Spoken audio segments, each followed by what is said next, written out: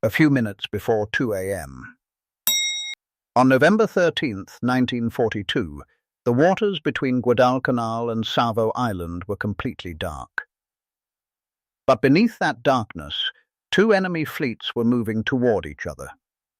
They were only thousands of yards apart, close enough that sailors could see flashes from enemy guns, close enough that there was no time left for careful planning, no time for perfect maneuvers, only survival.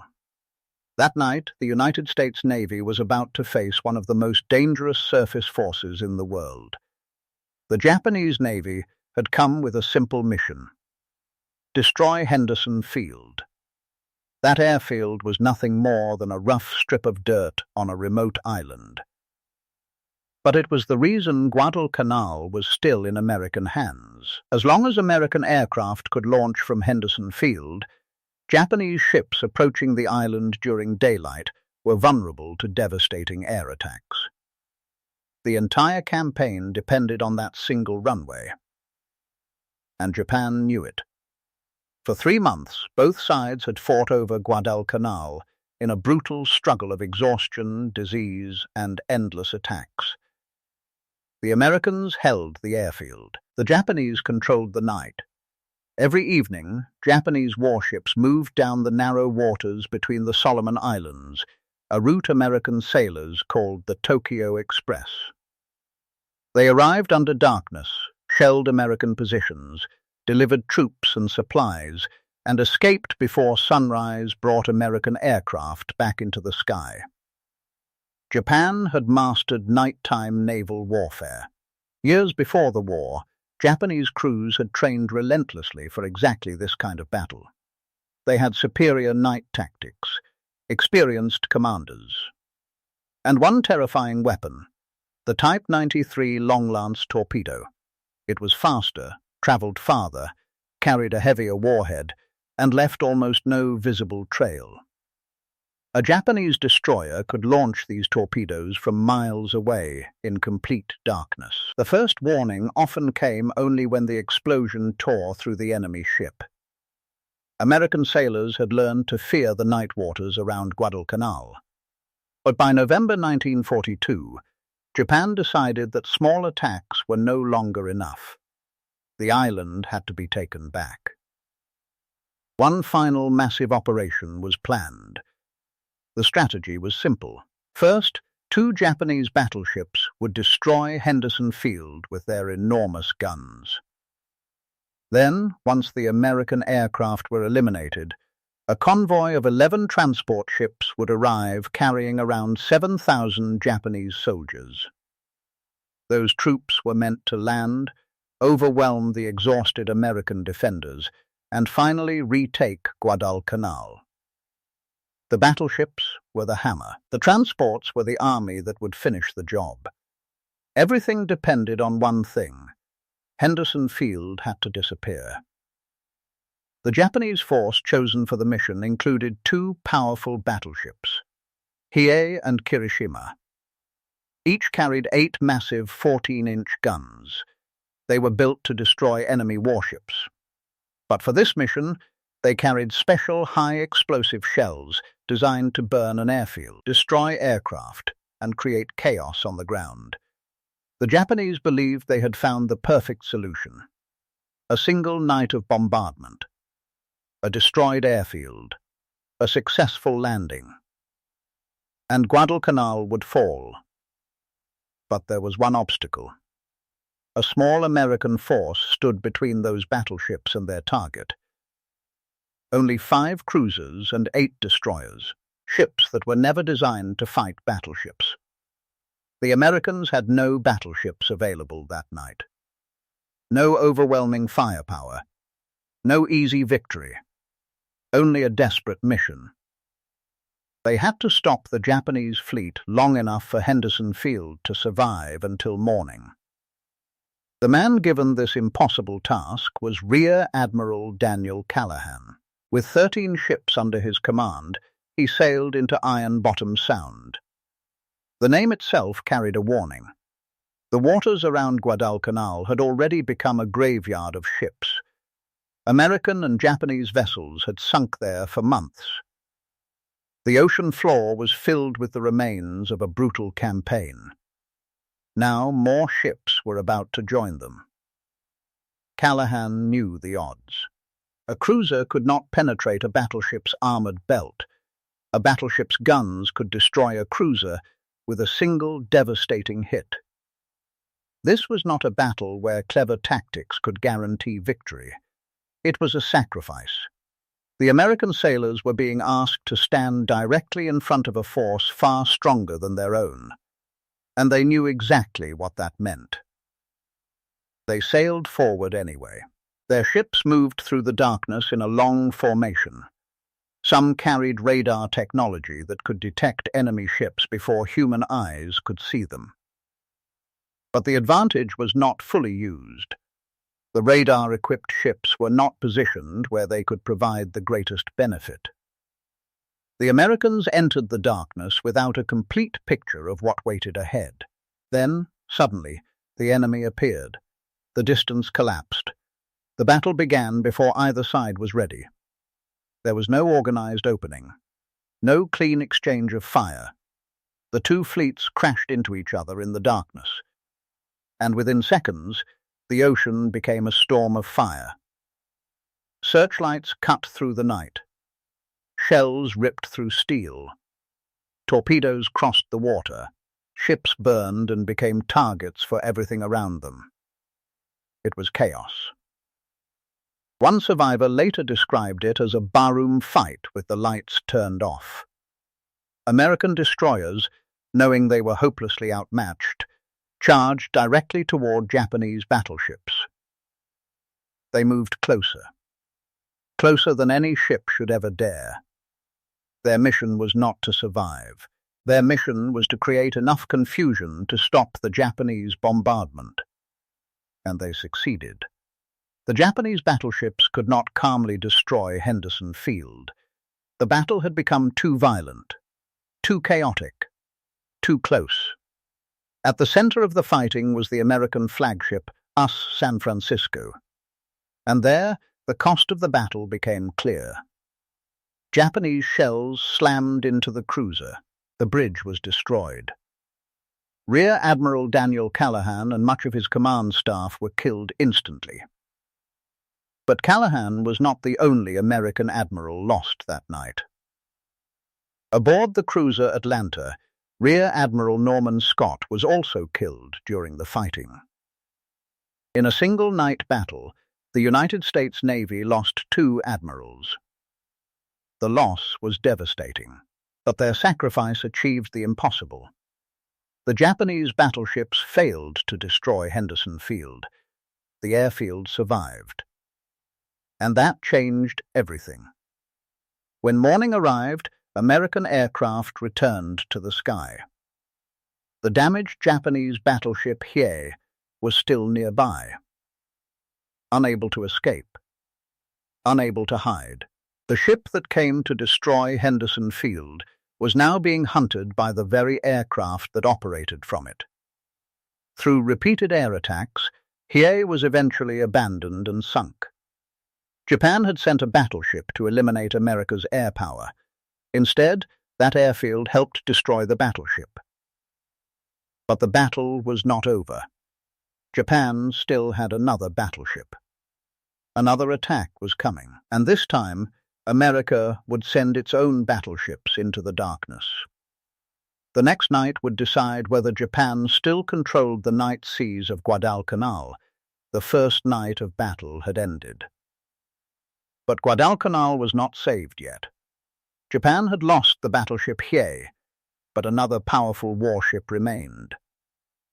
The battleship Kirishima was still coming, and behind it waited the real objective of the entire operation, the transport fleet carrying thousands of Japanese soldiers. The failure of the first bombardment had not ended Japan's determination. It had only delayed it. The Japanese command believed they still had one final opportunity. If Henderson Field could be destroyed, even for one night, the transports could reach the island. The Japanese army could land. and the exhausted American defenders could finally be overwhelmed. But this time, the United States Navy was ready with something different, something Japan had not expected. American battleships. After the destruction of Callahan's cruiser force, Admiral William Halsey faced a terrible decision. His surface fleet had been badly damaged. His carriers were unavailable. The waters around Guadalcanal were dangerous.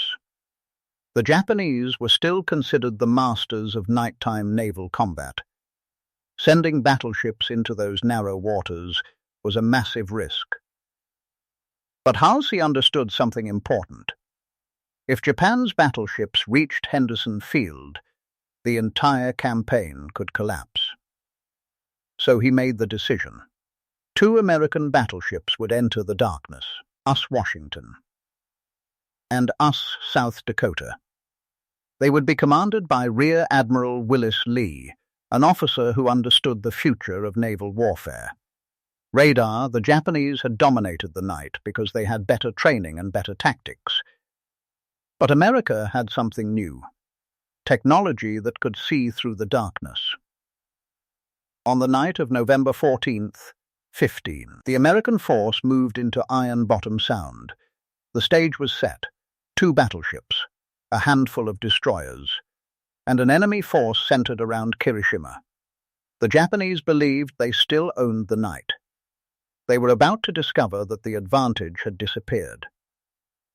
As both fleets approached, the battle quickly became violent.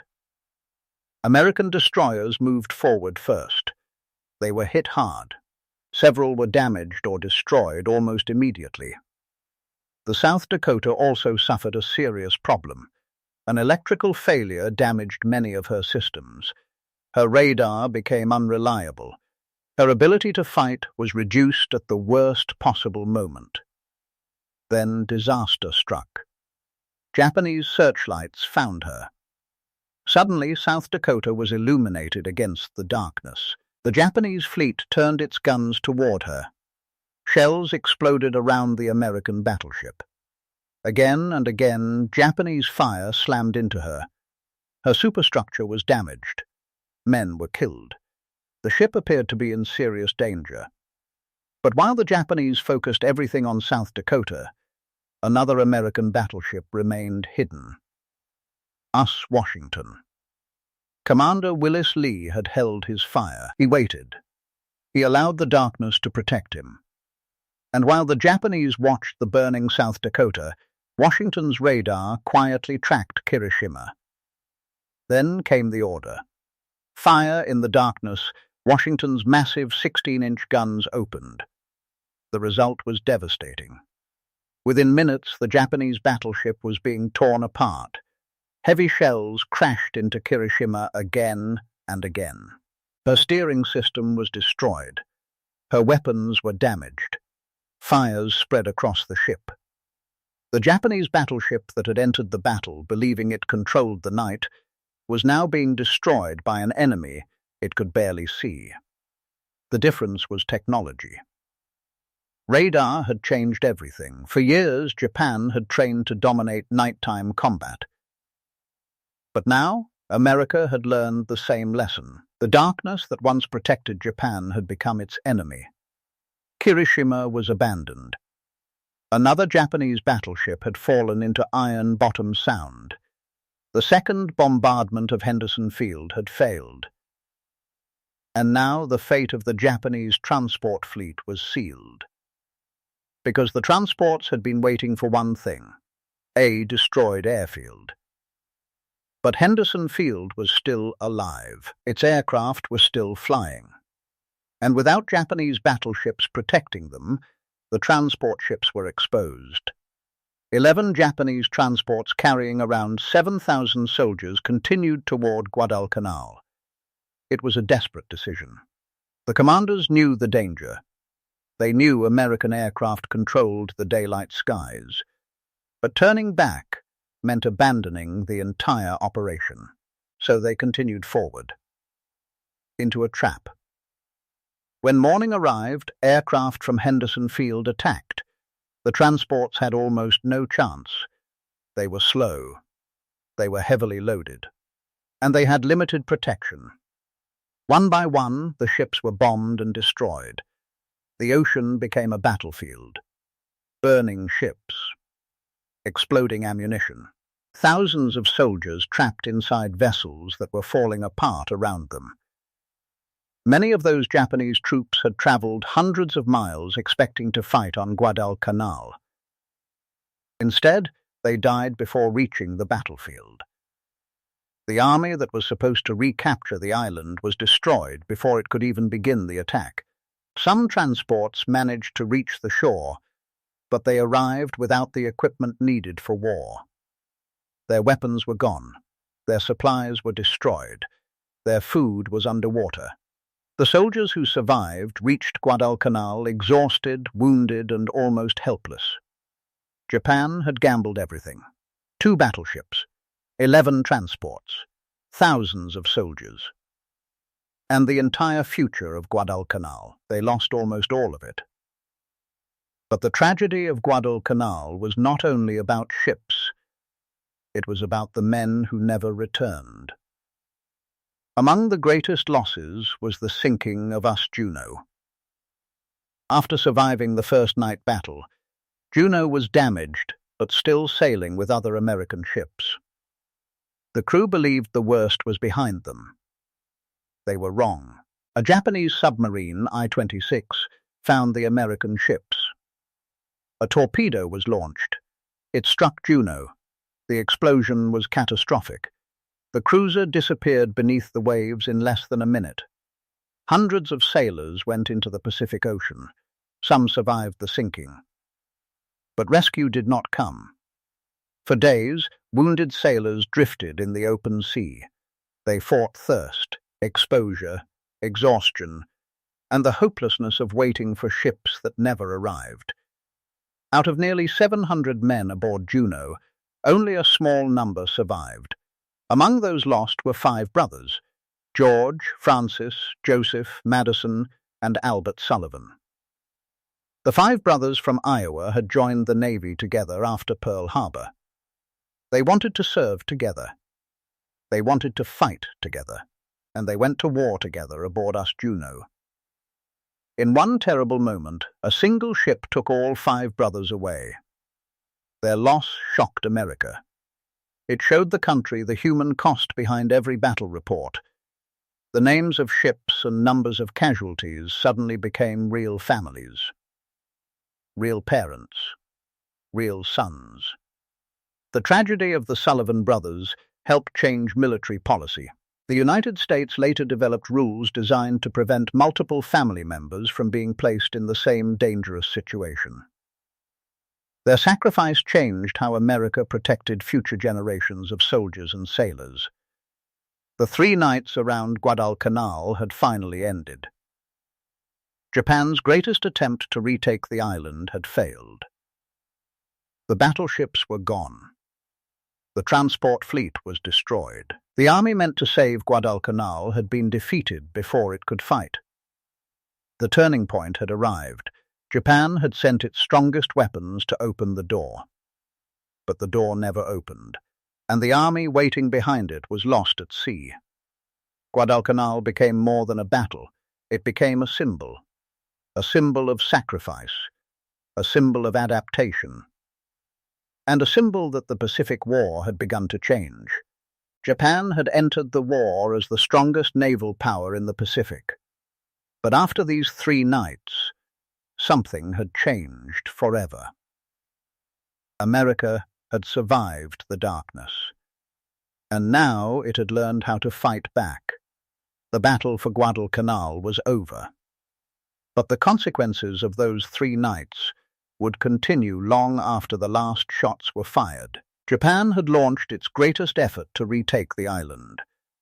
It had sent its strongest ships, its most experienced sailors, and thousands of soldiers who were supposed to deliver victory. Instead, almost everything disappeared beneath the waters of Iron Bottom Sound. 2 battleships were gone. The transport fleet was destroyed, and the army Japan had sent to change the course of the campaign never reached the battlefield as a fighting force. The failure was not just a military defeat, it was a turning point. Before Guadalcanal, Japan still believed it could expand forever across the Pacific. Its victories at Pearl Harbor, Singapore, and the early Pacific campaigns had created an image of an unstoppable empire. But Guadalcanal showed something different. Japan could be stopped. And more importantly, Japan could lose. The battle revealed a painful reality for Japanese commanders. They could not simply send ships and soldiers wherever they wanted. The Americans had learned how to fight back. The first night had shown American courage. A smaller force had entered the darkness, knowing it might be destroyed. The cruisers and destroyers under Admiral Callahan had been outmatched. But they achieved their mission. They stopped the bombardment. They protected Henderson Field. And they bought the time America needed. Their victory was measured not by ships saved. It was measured by what they prevented. They sacrificed themselves so others could survive. The second night showed something equally important. America had adapted. The Japanese Navy had spent years mastering nighttime combat. But warfare was changing. Radar had transformed the battlefield. The United States was no longer fighting blindly in the dark. The same darkness that once protected Japanese ships now exposed them. Washington's destruction of Hiroshima became a powerful example of this new era, a battleship hidden in the darkness. A radar screen showing the enemy, massive guns firing with deadly accuracy. Technology had begun to replace Japan's advantage. And behind all of this was something even larger, industrial power. Japan could build powerful ships. It could train skilled sailors. It could create advanced weapons, but it could not replace losses at the same speed as the United States. Every battleship sunk, every cruiser destroyed, every experienced sailor lost, was becoming harder and harder for Japan to recover from. America, meanwhile, was only beginning to unleash its full strength. More ships were coming, more aircraft, more soldiers. The Pacific War was slowly becoming a war of production as much as a war of battles. And Guadalcanal was one of the first places where that reality became visible. For the Japanese soldiers already on the island, the defeat was devastating. They had been promised reinforcement. They had been promised supplies. They had been promised that the fleet would arrive and change everything. Instead, they watched from the shore as the ships carrying their salvation burned in the distance. The men who remained on Guadalcanal faced a terrible fate, without enough food, without supplies, without hope of major reinforcement. They slowly weakened. Disease spread. Hunger became as dangerous as American bullets. Some soldiers survived on whatever they could find, roots, leaves, anything that kept them alive. The island that Japan had fought so desperately to control had become impossible to hold. Eventually, Japanese commanders made the decision to evacuate. Under the cover of darkness, the remaining troops were withdrawn. Guadalcanal was abandoned. The island that had once represented Japanese expansion had become a symbol of Japanese defeat, but the human cost of the battle remained. Among all the names connected to Guadalcanal, few became as remembered as the Sullivan brothers. George, Francis, Joseph, Madison, Albert, 5 brothers who entered the Navy together. 5 brothers who served together. 5 brothers who never came home. Their story reminded Americans that every ship lost was not just a military statistic. Every casualty was someone's son, someone's brother, someone's friend. The waters of Iron Bottom Sound became a silent memorial. Below the surface rested ships from both sides. American cruisers, Japanese battleships, destroyers, the remains of sailors from two nations who had fought one of the fiercest naval campaigns in history. The ocean itself became a graveyard, but above that water, history had changed. The Battle of Guadalcanal marked the moment when the Japanese advance across the Pacific began to slow. After these 3 nights, Japan never again launched an operation of the same scale to retake the island. The balance had shifted. The United States had survived the most dangerous phase of the campaign. And now it was beginning to move forward. From Guadalcanal onward, the Pacific War would become a different conflict. Japan would still fight fiercely. There would be many more battles, many more islands, many more casualties. But the direction had changed. The road to Japan's defeat had begun. Because Guadalcanal proved one unforgettable lesson, a smaller force with determination could stop a stronger enemy. Technology could overcome tradition. And sacrifice could change the course of history. 3 nights in November 1942 decided the fate of an island. But that island decided something much bigger.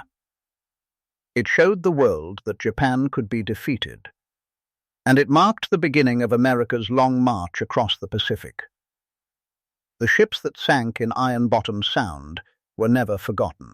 Their stories remained beneath the waves.